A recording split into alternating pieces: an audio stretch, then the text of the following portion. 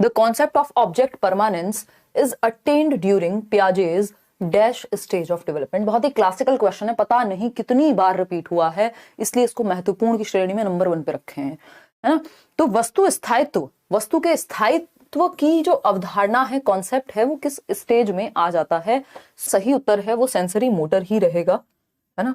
इसके लिए आप कई सारे रिसोर्सेज का भी इस्तेमाल कर सकते हो। प्री ऑपरेशनल में अगर ये काउंट करते हैं तो उसमें फिर ऑप्शंस डिफरेंट देगा आपको, क्योंकि प्री ऑपरेशनल में ऑब्जेक्ट परमानेंस चला नहीं जाएगा, कहीं रहेगा वहां पे भी, है ना। लेकिन अचीव या आना ही की जो शुरुआत है वो सेंसरी मोटर का ये कैरेक्टरिस्टिक है, ये विशेषता जो है वो सेंसरी मोटर की है। अगर आप 8 महीने के बाद देखते हैं तो 8 से 12 महीने के 18 से 24 तक तो आ ही जाता है, तो 6 महीने से पहले बिल्कुल भी नहीं है इसकी स्थिति। तो इस संवेदी गामक का कैरेक्टरिस्टिक है। यदि इस तरह से पूछेगा तो, यदि ऑप्शन में आपको वो कॉम्बिनेशन बना के दिया है और सेंसरी मोटर मैच ही नहीं हो पा रहा, तब आप प्री ऑपरेशनल के साथ जाएंगे, ठीक। तो जन्म से 2 वर्ष का है जो कैरेक्टरिस्टिक है। आगे बढ़ेंगे। क्वेश्चन नंबर 2 कह रहा है, बहुत ही आसान सा क्वेश्चन है कि major proposition of Piaget's theory, यानी पियाजे के सिद्धांत का प्रमुख प्रस्ताव क्या है? Children's thinking is superior to adults. देखिए, ना तो बच्चों की थिंकिंग ऊपर होती है, वयस्कों से बेहतर होती है, सुपीरियर होती है, ना ही इंफीरियर होती है। ये दोनों बातें ध्यान रखेंगे, कंपेयर नहीं कर रहे हैं वो इस तरह से कि पियाजे जो है ये नहीं कह रहे हैं कि बच्चों की थिंकिंग या तो निचले स्तर की है, बड़ों की उचले स्तर की है, ऐसा कुछ भी नहीं कहा उन्होंने, पहले ये याद रखेंगे।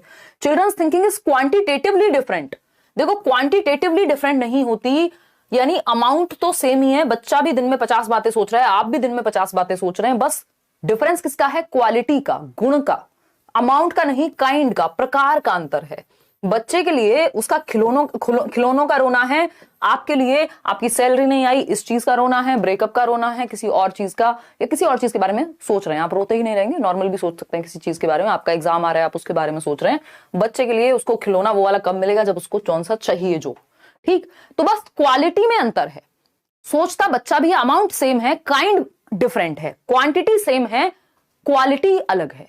सेम नहीं भी है तो हमें अंतर किसमें है? क्वांटिटी का अंतर है ही नहीं, क्वालिटी का अंतर है, वो गुणात्मकता का अंतर है, वो टाइप का अंतर है। अमाउंट अकॉर्डिंग टू जीन पियाजे चिल्ड्रन, यानी पियाजे के अनुसार बच्चे कैसे क्या?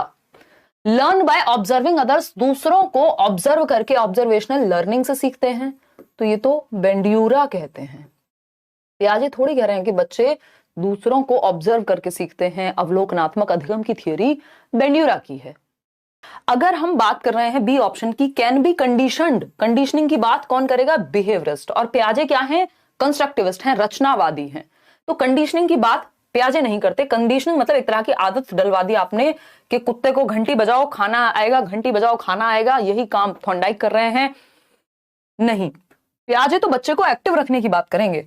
Can be taught to behave and learn in specific manner using principles of reward and punishment. मैंने लास्ट सेशन में भी डिस्कस किया था, पियाजे और वाइगॉस्की रिवॉर्ड और पनिशमेंट पे फोकस्ड नहीं है, वो बच्चे को एक्टिव रखने पे, बच्चे के सक्रिय निर्माण पे, एक्टिव कंस्ट्रक्शन ऑफ नॉलेज पे, कि बच्चा सक्रिय रह के, एक्टिव रह के एनवायरमेंट में ज्ञान का सृजन कर सकता है, ये कह रहे हैं पियाजे वाइगॉस्की। तो actively construct knowledge as they manipulate and explore the world, यानी बच्चा क्या है? लिटिल साइंटिस्ट है, नन्हा वैज्ञानिक है पियाजे के अनुसार। वाइगॉस्की भी कह रहे हैं एक्टिव है, बस वाइगॉस्की कहेंगे सोसाइटी में एक्टिव है, पियाजे जो है वो उसकी एक्टिविटीज पे ज्यादा फोकस्ड है सोलली। तो D option is the right answer. आगे बढ़ेंगे क्वेश्चन नंबर 4 पर। अकॉर्डिंग टू लेव वाइगॉस्की लर्निंग इज, वाइगॉस्की के अनुसार अधिगम क्या है, लर्निंग क्या है? तो वाइगॉस्की के अनुसार लर्निंग क्या है? इंडिविजुअल है। भाई, जिस व्यक्ति की थियरी का नाम सोशियो कंस्ट्रक्टिविस्ट अप्रोच है, सामाजिक रचनावादी, सामाजिक सांस्कृतिक परिप्रेक्ष्य है, यानी वो समाज, संस्कृति और भाषा को ध्यान में रखते हैं, वो क्या है? सोशल कंस्ट्रक्टिविस्ट हैं, सामाजिक रचनावादी हैं। वही पियाजे क्या है? वो रेडिकल कंस्ट्रक्टिविस्ट हैं, वो रेडिकली इस बात पे फोकस करें कि बच्चा एक्टिव हो, बच्चा एक्टिव हो। और जबकि वाइगॉस्की कह रहे हैं कि सोसाइटी में एक्टिव हो, ग्रुप्स में सीखे। तो जो व्यक्ति ये कहता है कि ग्रुप में होगी लर्निंग, वो इंडिविजुअल एक्टिविटी तो कह नहीं सकता। इंडिविजुअल एक्टिविटी होगी, बच्चा अकेला सीखता रहे, ग्रुप की, लोगों की जरूरत नहीं होती। तो ये तो वाइगॉस्की बिल्कुल नहीं कहेंगे। पैसिव तो रख ही नहीं सकते, ना पियाजे ना वाइगॉस्की, बच्चा सक्रिय ही होगा, एक्टिव ही होगा। अगेन कंडीशनिंग जो है व्यवहारवादियों का कॉन्सेप्ट है, पियाजे वाइगॉस्की का नहीं, ठीक। तो सोशल एक्टिविटी है लर्निंग, एक सामाजिक गतिविधि है। बच्चा पीयर ग्रुप में, पीयर कौन है? जो क्लासमेट्स हैं, जो उसकी एज के लोग हैं, जो उसके दोस्त यार हैं, उनके साथ घुल मिल करके ग्रुप में सीखेगा। तो assistance learning, group learning, peer learning, collaborative learning, cooperative learning, जहां पे सहयोग की, ग्रुप की बात होती नजर आए, समझ जाइए वाइगोस्की की बात हो रही है। D option is the right answer over here.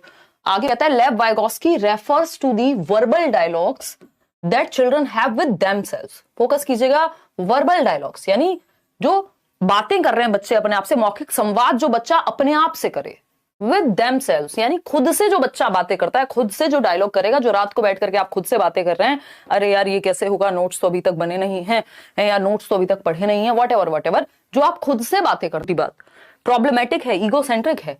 Egocentric किसके अकॉर्डिंग है? पियाजे के अकॉर्डिंग है। लेकिन वाइगोस्की खुद से बात करने को प्राइवेट स्पीच कहते हैं, और ये इंपॉर्टेंट है वाइगोस्की के अनुसार। वो कह रहे हैं ये महत्वपूर्ण एक फंक्शन है जिससे बच्चे का संज्ञान बेहतर होगा, जिससे वो अपनी एक्टिविटीज को डायरेक्शन देगा। भाई आप खुद से बात करते हैं कि नहीं, देख 3 सब्जेक्ट ठीक है भाई मेरे, और बाकी 2 पे काम करना है, तो इसको मैं ऐसे कर लूंगा या ऐसे कर लूंगी। मतलब जब आप खुद से बोल बोल के बातें कर रहे हैं तो आप खुद को डायरेक्शन दे रहे हैं। यही बात वाइगोस्की कह रहे हैं। ये कब से कब तक है? 3 से 6 वर्ष में ये होती है, कई बार 2 से 6 में भी आपको मिलेगी। क्लियर है? इसी चीज को ईगोसेंट्रिक कहा है पियाजे ने, अहम केंद्रित, कि बच्चा सेल्फ सेंटर्ड है इसलिए बातें कर रहा है, बट प्राइवेट स्पीच महत्वपूर्ण है वाइगोस्की के अकॉर्डिंग। क्वेश्चन नंबर 6 देखिएगा फटाफट से। अगेन आपके प्यारे हाइंज आ गए हैं। A child argues that Heinz shouldn't steal the drug, यानी जो एक बच्चा है वो तर्क प्रस्तुत करता है कि हिंज को दवाई की चोरी नहीं करनी चाहिए थी। हिंज कौन है? वही कोहलबर्ग का एक्सपेरिमेंट वाला बंदा जो उन्होंने एक डिलेमा पेश की थी, कोहलबर्ग ने एक दुविधा पेश की थी कि एक व्यक्ति है हिंज या हाइंज जिसको हम कह रहे हैं इंग्लिश में, और उसको अपनी वाइफ को बचाने के लिए दवाई को चुराना पड़ता है अंत में। तो क्या उसने सही किया या नहीं किया? तो shouldn't steal the drug medicine that can save his wife, drug मतलब वो वाली दवाई जिससे उसकी वाइफ की जान बच सकती थी, उसको चुराना नहीं चाहिए था। अब रीजन पे देखना है हमें, इससे पता चलेगा कौन सी स्टेज है। Because he will be caught and sent to jail, यानी अगर हाइंस पकड़ा गया तो जेल चला जाएगा। इसका मतलब फोकस किस पे है? जेल पे है। सही और गलत पे नहीं है focus. According to Kohlberg, which stage of moral understanding does the child fall under? अगर फोकस दंड पे है, फोकस इस बात पे नहीं है कि नियम टूट जाएंगे, चोरी करना बुरी बात है, ऐसा कुछ भी नहीं लिखा। जेल भेजने से डर है, अदरवाइज जेल ना जाए तो कोई फर्क नहीं पड़ता, फिर तो सही है। तो ये वाली मॉरलिटी होती है punishment and obedience orientation. First stage है, 6 स्टेज हैं और 3 लेवल हैं कोहलबर्ग के अनुसार उनके मॉरल डेवलपमेंट में, नैतिक विकास में। तो ये पनिशमेंट एंड ओबीडियंस है, सोशल ऑर्डर मेंटेनेंस नहीं है ये, क्योंकि ये चोरी करना गलत बात है, नियमों को तोड़ना होगा, ऐसा करना, ये सब होता है यहाँ पे, और नियमों को तोड़ ही नहीं सकते, चोरी कर ही नहीं सकते। ये बात होती अगर इसकी बात होती तो लॉ एंड ऑर्डर, ये 4th स्टेज है। लेकिन यहां फोकस जेल पे है, यहां फोकस सोशल ऑर्डर को मेंटेन करने पे नहीं है कि समाज में फिर एक व्यक्ति चोरी करेगा तो बाकी भी चोरी करेंगे, ऐसा कुछ नहीं है। यूनिवर्सल एथिकल में तो खुद से ही चूज करते हैं कि क्या सही है और क्या गलत है। इंस्ट्रूमेंटल पर्पस में टिट फॉर टैट होता है कि इसके बदले ये मिल जाए, तो बी ऑप्शन। आगे बढ़ेंगे, क्वेश्चन नंबर 7 देखेंगे। पियाजे के बारे में बात हो रही है, इससे आसान क्वेश्चन धरती पे है नहीं अभी तक। अकॉर्डिंग टू पियाजे, specific psychological structures, organized ways of making sense of experience are called, यानी पियाजे के अनुसार विशिष्ट मनोवैज्ञानिक संरचनाएं, अनुभव से सही अर्थ निकालने के व्यवस्थित तरीके, यानी ऑर्गेनाइज्ड वे, यानी वर्गीकृत वे, ऑर्गेनाइज्ड वे या नॉलेज या एक्सपीरियंस, जो ऑर्गेनाइज्ड आपके दिमाग में सेट है, जिसको आप पूर्व ज्ञान भी कह सकते हो, प्रीवियस एक्सपीरियंस भी कह सकते हो अपना। ये क्या है? ये स्कीम्स हैं जिनकी वजह से आप चीजों को कर पाते हैं, याद रख पाते हैं, पहचान पाते हैं। तो ये स्कीम्स हैं। उन्होंने mental tools, mental maps, images, इन सब की बात की भी नहीं, अगर आप टू द पॉइंट पढ़ेंगे तो वो organised ways of making sense of experience, मतलब कि आप इस पेन को देख के पहचान पा रहे हैं, यानी आपके दिमाग में ये चीज ऑर्गेनाइज्ड है कि इसको बॉटल कहते हैं और इसको पेन कहते हैं। तो ये स्कीमा में है, आपके स्कीम है इस चीज की, एक आपके दिमाग में एक छोटी सी पॉकेट ऑफ इंफॉर्मेशन है जो एडिड है पहले से ही। क्वेश्चन नंबर 8 देखिए, जिस चीज को आप देख के पहचान ही ना पाए, हो सकता है उसका स्कीमा आपके ब्रेन में ना हो। क्वेश्चन नंबर 8 देखिए, कंस्ट्रक्टिविस्ट सच एज जीन पियाजे and Lev Vygotsky view learning as, पियाजे कैसे देखते हैं लर्निंग को और वाइगोस्की। अब इस पे ध्यान से पढ़ना है। पैसिव तो बिल्कुल नहीं मानेंगे, निष्क्रिय तो लर्निंग को ना पियाजे मानेंगे ना वाइगोस्की। बच्चे को एक्टिव दोनों रखते हैं, क्यों? क्योंकि रचनावाद पे फोकस है इनका, बच्चे को के नॉलेज को कंस्ट्रक्ट करने पे फोकस है। Process of meaning making by active engagement. अब जिनको पता है पियाजे वाइगोस्की क्या है, कंस्ट्रक्टिविस्ट हैं। देखिए ऊपर खुद ही बता दिया इन्होंने, रचनावादी हैं। आधा जवाब तो क्वेश्चन में ही होता है छिपा हुआ। तो रचनावादी हैं जब पियाजे और वाइगोस्की, तो रचना पे फोकस करेंगे, पैसिव क्यों रखेंगे। और रचनावादी, जो कि एनसीएफ भी आपका रचनावाद पर ही बेस्ड है, एनसीएफ 2005, तो ये कह रहे हैं टीचर क्या है, फैसिलिटेटर है। दूसरा रचनावाद कहता है मीनिंग मेकिंग, अर्थ निर्माण, रियल लाइफ से जोड़ के पढ़ाओ, बच्चे को एक्टिव रखो, कॉन्टेक्स्ट में सिखाओ, संदर्भ में। ये सब पॉजिटिव वर्ड्स हैं जो आपको याद रखने हैं कंस्ट्रक्टिविज्म के रिगार्डिंग, कि बच्चा अर्थ निर्माण उसके जीवन से जोड़ो लर्निंग को। अगर हम बात करते हैं किस चीज की, संदर्भ में सिखाओ यानी कॉन्टेक्स्ट में सिखाओ, एक्टिव हो बच्चा, मीनिंग मेकिंग हो। एक्विजिशन ऑफ स्किल्स तो दिमाग में भरना हो गया कि साइकिल कैसे चलाते हैं बस सीख लिया, कंडीशनिंग ऑफ रिस्पॉन्सेस जी नहीं। तो नॉलेज एक्टिवली कंस्ट्रक्ट करेगा, बच्चा एक्टिव होगा। और बच्चा कहां एक्टिव होगा, जब मीनिंग मेकिंग करेगा तो एक्टिव एंगेजमेंट चाहिए होगा। तो पियाजे और वाइगॉस्की जहां मिल जाए बच्चे को एक्टिव रखना ही है। क्वेश्चन नंबर 9 देखिएगा, वाइगॉस्की के बारे में बात हो रही है। क्या कह रहे हैं वाइगॉस्की, ये कह रहे हैं according to Lev Vygotsky, basic mental capacities that are transformed into higher cognitive processes primarily through, यानी वाइगॉस्की के अनुसार आधारभूत मानसिक क्षमता यानी वो मेंटल कैपेसिटीज, वो मेंटल एबिलिटीज जिनको हायर कॉग्निटिव प्रोसेसेस में ट्रांसफॉर्म किया जा सकता है, बदला जा सकता है, और हायर लेवल के थिंकिंग स्किल पे या कॉग्निटिव लेवल पे जिसमें आपकी थिंकिंग बेहतर होगी। कॉग्निटिव का मतलब क्या, जो भी चीजें दिमाग से हो रही हैं, जैसे कि सोचना, समझना, जानना, जितनी भी चीजें हैं। बात तो ठीक लग रही है। तो हम बात कर रहे हैं किसकी, वाइगॉस्की की। तो स्टिमुलस रिस्पांस की बात वाइगॉस्की नहीं करेंगे, अडेप्टेशन ऑर्गेनाइजेशन की बात पियाजे करेंगे। यही क्वेश्चन अगर पियाजे लिखा होता पूरा एज इट इज होता तो आंसर ये हो जाता। रिवॉर्ड पनिशमेंट दोनों में से कोई बात नहीं करता, स्टिमुलस रिस्पांस दोनों में से कोई बात नहीं करता। सोशल इंटरेक्शन, सामाजिक पारस्परिक क्रिया से जब आप दुनिया में निकल रहे हैं, 4 लोगों से बात कर रहे हैं, अपने आसपास के लोगों से बात कर रहे हैं, विचार विमर्श कर रहे हैं, कुछ उनसे सीख रहे हैं, कुछ खुद सीख रहे हैं, बहस हो रही है ना, डिस्कशन जिसको कह रहे हैं, डिबेट कह रहे हैं, तो उससे आपका संज्ञानात्मक स्तर बेहतर होता है। D option is the right answer over here. आगे बढ़ते हैं क्वेश्चन नंबर 10 देखिएगा। इसीलिए तो हम स्कूल भेज रहे हैं बच्चों को, नहीं तो घर में रियलाइजेशन है, वो भी तो जरूरी है हमारे संज्ञानात्मक विकास के लिए। तो क्वेश्चन नंबर 10 है, which of the following theorist while viewing children as active seekers of knowledge, बच्चे क्या है, सक्रिय निर्माता हैं ज्ञान के, emphasize the influence of social and cultural contents on their thinking। देखिए अगर ये क्वेश्चन यही खत्म हो जाता, क्या है वो, एक्टिव सीकर्स ऑफ नॉलेज हैं, तो पियाजे की बात हो रही है। वो कहते हैं बच्चा एक्टिव कंस्ट्रक्टर है, ज्ञान का सक्रिय निर्माता है, लिटिल साइंटिस्ट है, नन्हा वैज्ञानिक है। लेकिन जैसे ही बात हो कि एक्टिव कंस्ट्रक्टर तो है, बट किसके द्वारा, सोसाइटी और कल्चर के द्वारा। तो जब सोसाइटी अगर वर्ड आ गया लास्ट लाइन में, समझ जाओ वाइगॉस्की की बात हो रही है, फिर पियाजे की नहीं हो रही। अगर ये क्वेश्चन सिर्फ यहीं तक पढ़ के कोई जवाब देगा तो फिर पियाजे लगा देगा, वो गलत हो जाएगा। तो आगे बढ़ेंगे, क्वेश्चन नंबर 11 देखेंगे फटाफट से। कुछ प्यारा सा सवाल है, कहता है कि which of the following behaviours characterise the concrete operational stage. Concrete operational stage जानते हैं, मूर्त संक्रियात्मक अवस्था, 7 से 11 वर्ष। पियाजे के द्वारा कौन सा एक लक्षण आपको मूर्त संक्रियात्मक अवस्था का दिखता है। हाइपोथेटिको डिडक्शन, ये हमें पता है, ये एब्स्ट्रैक्ट थॉट, ये सब कहां आएगा, फॉर्मल ऑपरेशनल में। जहां हाइपोथेटिको की बात हो गई तो हाइपोथेसिस तो हाईएस्ट स्टेज है, फिर 11 से 15 वाली स्टेज है फॉर्मल ऑपरेशनल। ये तो होगा नहीं क्योंकि हमसे कॉन्क्रीट ऑपरेशनल की बात कर रहे हैं, 7 से 11 वर्ष। कंजर्वेशन, क्लास इंक्लूजन, संरक्षण और कक्षा समावेशन, 58% लोग सही उत्तर दे रहे हैं। उत्तर इसका यही है, क्यों है इस पे अभी आएंगे, ठीक है। डेफर्ड इमिटेशन, ये आ जाता है सेंसरी मोटर में। ऑब्जेक्ट परमानेंस, सेंसरी मोटर में जन्म से 2 वर्ष में ही। Make believe play, irreversibility of thought, किसका लक्षण है, 2 से 7 प्री ऑपरेशनल का। ठीक, आपको पता है कॉन्क्रीट ऑपरेशनल का सीधा सा फंडा मैंने आपके साथ डिस्कस किया हुआ है, सीसीएस, यूनिवर्सिटी नहीं है चौधरी चरण सिंह। सीसीएस बोले तो कॉन्क्रीट ऑपरेशनल में क्या आता है, कंजर्वेशन, संरक्षण, दूसरी चीज है क्लासिफिकेशन, तीसरी चीज है सीरिएशन। ये तीनों गुण आ जाते हैं। और पहली बार तर्क आता है, इंडक्टिव लॉजिक आता है, डिडक्टिव आएगा हाइपोथेटिको डिडक्टिव फॉर्मल ऑपरेशनल में। तो कंजर्वेशन क्या है कि शेप और साइज के बदलने पे क्वांटिटी चेंज नहीं होती, वॉल्यूम चेंज नहीं होता। ये जितना भी पानी है 600 ml, इसको मैं किसी ट्रक में डालूं, मग में डालूं, बाल्टी में डालूं, ये इतना ही रहेगा। शेप साइज चेंज करने से कोई कम ज्यादा नहीं हो जाएगा। यही समझना कंजर्वेशन है। क्लास इंक्लूजन क्लासिफिकेशन है कि मुझे पता है ट्राइंगुलर शेप की चीजें एक साथ रखेंगे, सर्कल या किसी एक कलर, रेड कलर की चीजें वो एक बॉक्स में, ब्लू कलर की चीजें वो एक बॉक्स में, यानी क्लासिफाई, वर्गीकरण सीख पा रहे हैं आप। कक्षा समावेशन इसी को कह रहे हैं। तो B option is the right answer. आगे बढ़ेंगे क्वेश्चन नंबर 12 पर। ये क्या कहता है, कोहलबर्ग के बारे में, बहुत तेजी से जवाब देंगे। बात हो रही है which of the following is a stage of moral development proposed by Lawrence Kohlberg. Kohlberg के नैतिक विकास की एक अवस्था है। इससे आसान क्वेश्चन अगेन धरती पे नहीं है। तरह का एक क्वेश्चन जरूर देगा, हो सकता है इस बार क्या किया, मान लीजिए मॉरल डेवलपमेंट लिखा है, यहां कुछ और लिखा होता, फ्रॉइड लिखा होता, जैसे दूसरा एक क्वेश्चन आया अभी। तो लेटेंसी स्टेज किसने दी है? फ्रॉइड ने। इतना बेसिक हमें पता होना चाहिए। सोशल कॉन्ट्रैक्ट ओरिएंटेशन, हाँ बात तो कोहलबर्ग की चल रही है। कॉन्क्रीट ऑपरेशनल पियाजे ने दी है, ये भी हमें पता है ना। और इंडस्ट्री वर्सेस इंफीरियोरिटी किसने दी है, बताएगा कोई? एरिक्सन ने, एरिक एरिक्सन।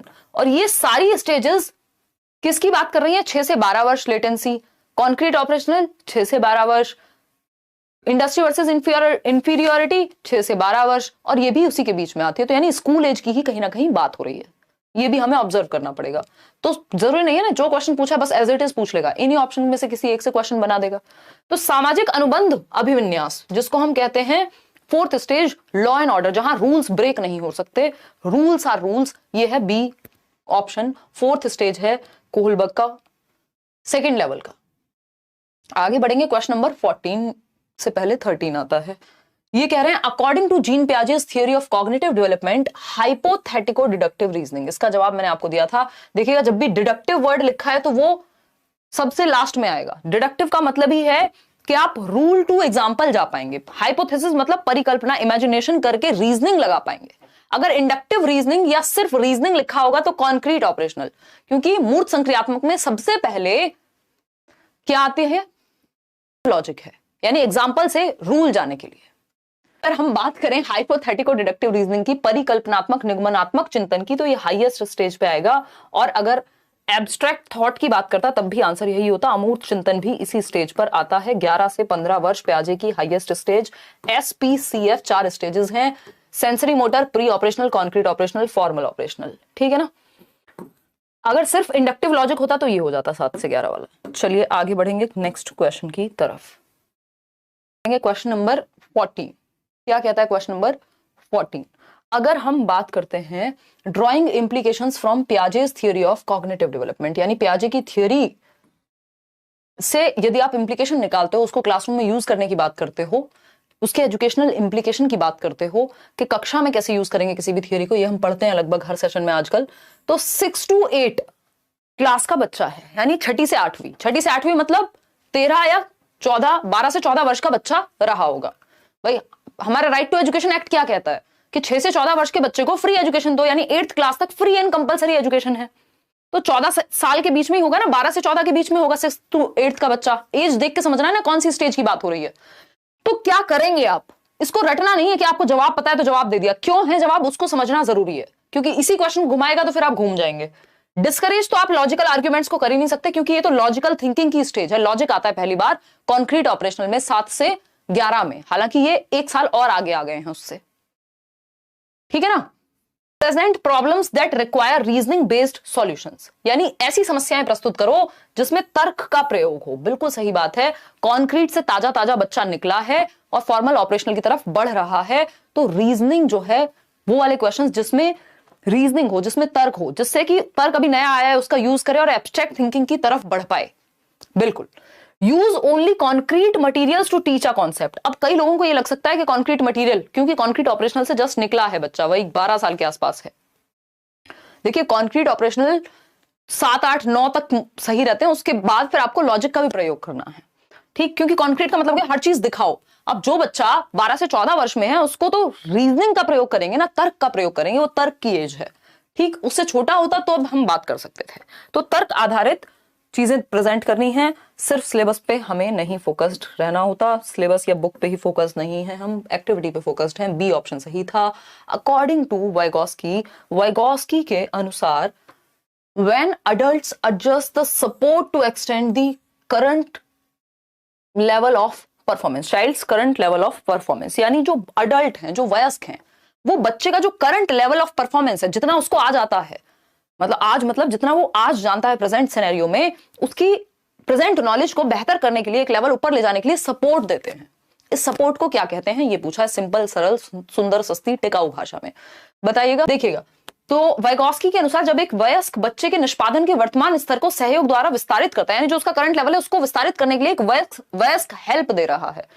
अब इसको ZPD नहीं कहेंगे क्योंकि हेल्प की बात हो रही है, हेल्प दे रहा है। अगर पूछा होता इस हेल्प, करंट लेवल और जो वो कर सकता है किसी की हेल्प के साथ और इंडिविजुअली, उन दोनों के बीच का डिफरेंस, या जिस दायरे में हेल्प दी जा रही है उस दायरे के बारे में पूछता, तब ZPD हो जाता। लेकिन अभी इस हेल्प के बारे में बात हो रही है, जो वयस्क हेल्प देते हैं उसको क्या कह रहे हैं, तो ये स्कैफोल्डिंग कहलाती है, टेम्परेरी हेल्प। जब आप साइकिल चलाना सीखते हैं, कोई व्यक्ति साइकिल पीछे से पकड़ता है और धीरे धीरे छोड़ देता है, जैसे ही आप साइकिल चलाना सीख जाते हैं, उसको स्कैफोल्डिंग कहते हैं, टेम्परेरी हेल्प कहते हैं। नमिता एक बच्ची है, अपना टिफिन लाना भूल गई है, और तान्या एक और उसकी सहेली है, उससे कह रही है कि टू शेयर हर टिफिन। कह रही है बेटा नहीं कि फ्रेंड तान्या, एक काम करो, अपना लंच शेयर करो मेरे साथ। You should share your tiffin with me today because I shared my tiffin with you yesterday. कि भाई कल जब तुम अपना टिफिन लाना भूल गई थी या नहीं भी भूली थी, मैंने अपना टिफिन या अपना लंच तुम्हारे साथ शेयर किया था। बढ़िया सी डिश में लेके आई थी, मम्मी ने बनाई थी और तुमने भी खा के देखा था। अब तुम्हारी ये रिस्पॉन्सिबिलिटी है कि तुम अपना टिफिन शेयर करो, क्योंकि मैं भूल गई हूं आज लाना, और कल तो मैंने शेयर किया था। अदले का बदला याद करो, बचपन में चलता था। Tit for tat, give and take कहते हैं इसको, है ना। You scratch my back and I will scratch yours, ये सब कहते हैं इसको।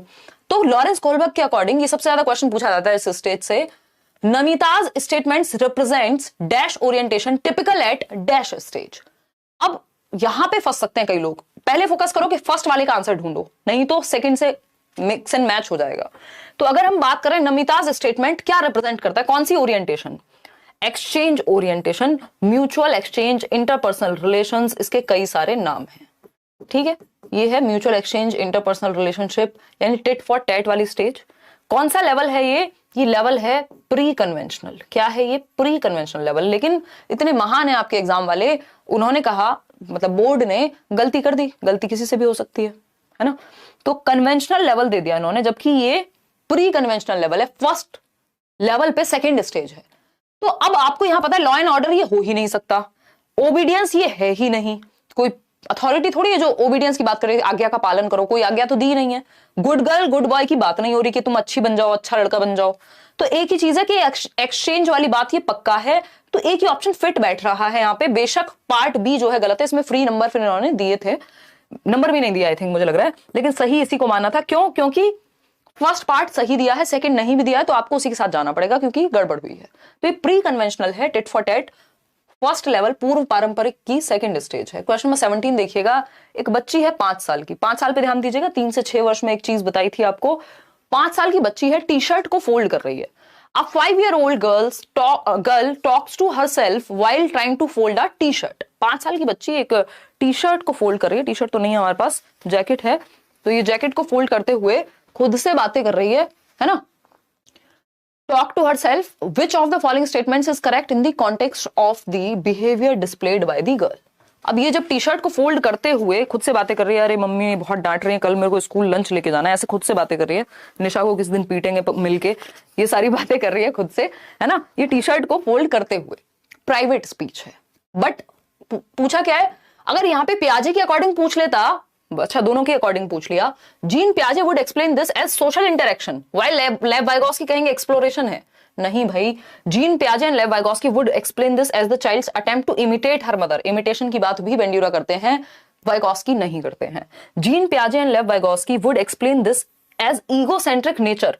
भाई पियाजे तो कहेंगे ईगोसेंट्रिक है, अहम केंद्रित है, वाइगोस्की थोड़ी कहेंगे, वो तो प्राइवेट स्पीच कहेंगे।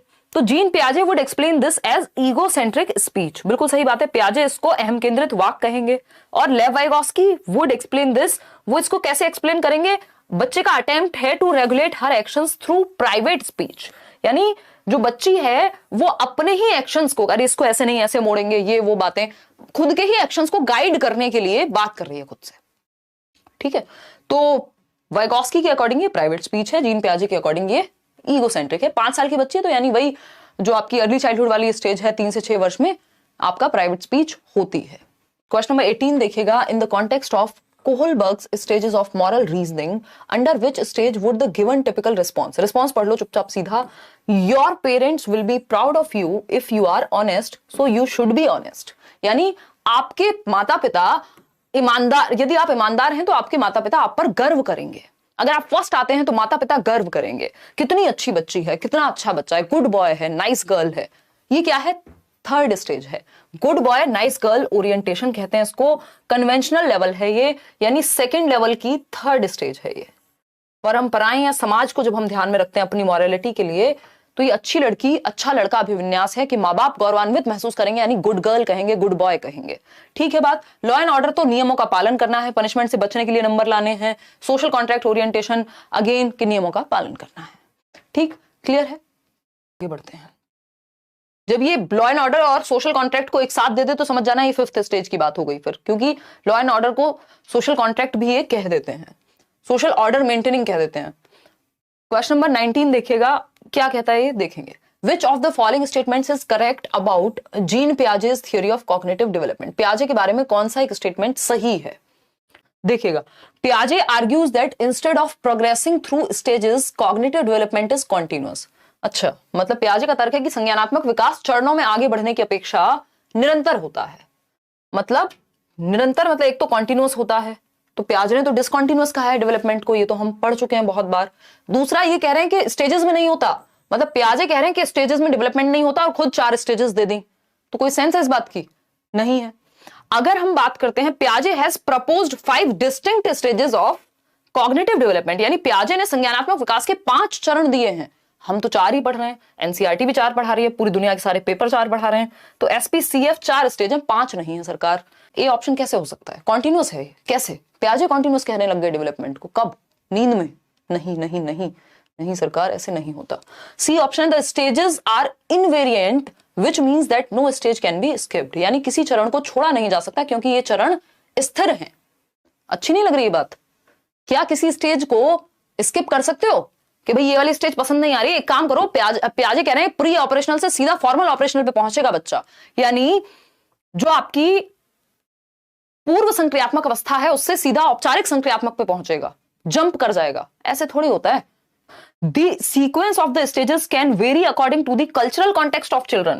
भैया जो स्टेज दे दी ना जिस व्यक्ति ने, चाहे वो पियाजे हो, कोलबर्ग हो, वाइगॉस्किन तो दी ही नहीं है, पियाजे हो, कोलबर्ग हो, फ्रॉइड हो, जितने भी लोग, एरिक्सन हो, जितने भी लोग स्टेजेस की बात करेंगे वो पूरी दुनिया के लिए एक जैसी देते हैं स्टेज। ऐसा नहीं है इस कंट्री के लिए अलग स्टेज, किसी और के लिए अलग स्टेज। तो ये तो हो ही नहीं सकता कि कल्चर के हिसाब से स्टेज बदल जाए, कि इंडिया में जो है पियाजे की कॉन्क्रीट ऑपरेशनल रहेगी 7 से 11 और अमेरिका में रहेगी 11 से 15, फिर तो पॉइंट ही खत्म हो जाएगा। तो the stages are invariant which means that no stage can be skipped, यानी किसी भी चरण को छोड़ा नहीं जा सकता क्योंकि ये चरण स्थिर हैं, फिक्स्ड हैं। Sensory motor, pre operational, concrete operational, formal operational दुनिया की सारी किताबों में मिलेगा। ऐसा नहीं आपके लिए अलग हो जाएगा, किसी और कंट्री के लिए अलग हो जाएगा। समझ पा रहे हैं? तो सी ऑप्शन सही होगा। इसका ध्यान रखना है, इतना सब कुछ पढ़ने के बाद भी अगर हम फंस जाएंगे क्वेश्चंस में तो कैसे चलेगा। तो अगर हम बात करें कंजर्वेशन की, संरक्षण की, तो ये क्या है? It is important to protect wildlife and forest. भैया पियाजे की बात हो रही है, इन जनरल बात नहीं हो रही है कि वाइल्ड लाइफ को बचा लो, इसको कंजर्वेशन कह रहे हैं, एनवायरमेंट के कॉन्टेक्स्ट में नहीं कह रहे हैं। Certain physical properties remain the same even when outward appearances change, यानी जो कुछ फिजिकल प्रॉपर्टीज होती हैं, जो भौतिक गुणधर्म होते हैं, है ना, वो सेम रहते हैं। जैसे वॉल्यूम या अमाउंट क्या है?